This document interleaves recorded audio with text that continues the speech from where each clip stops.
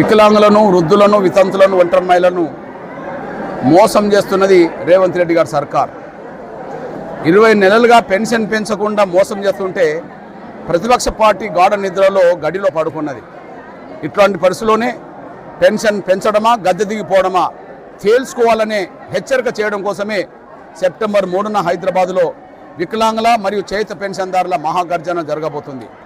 ఆ మహాగర్జనకు స్వచ్ఛందంగా లక్షలాదిగా తరలి రావాలని చెప్పి పిలుపునివ్వడం కోసం జరుగుతున్న ప్రచారంలో భాగంగా అన్ని జిల్లాల్లో సన్నాహ సదస్సులు జరుగుతున్నాయి.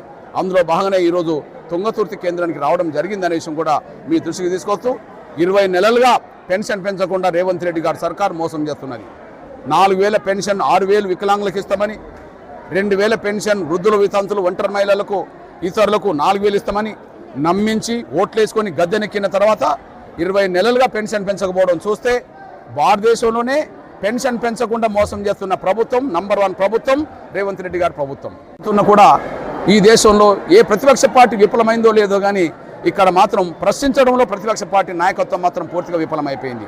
మోసం చేస్తున్న ప్రభుత్వాన్ని చూస్తున్నాం, కానీ ప్రశ్నించే ప్రతిపక్షంని మాత్రం చూడలేకుండా పోతున్నాం.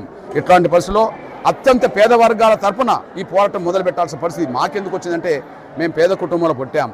రేవంత్ రెడ్డి గారి లాగా 800 ఎకరాల భూములు ఉన్న కుటుంబంలో మేము పుట్టలే. కేసీఆర్ లాగా పెద్ద పెద్ద గడిలున్న కుటుంబంలో పుట్టలే.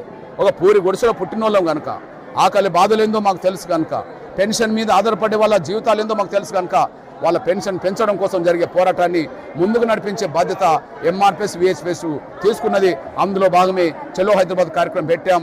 ఆ కార్యక్రమానికి స్వచ్ఛందంగా తరలి రావాలని చెప్పి నేను వికలాంగులకు, వృద్ధులకు, వితంతులకు, ఒంటరి మహిళలకు, చేయుత పరిధిలో పెన్షన్ పొందే ప్రతి ఒక్కరికి నేను విజ్ఞప్తి చేస్తున్నా, పిలుపునిస్తున్నా.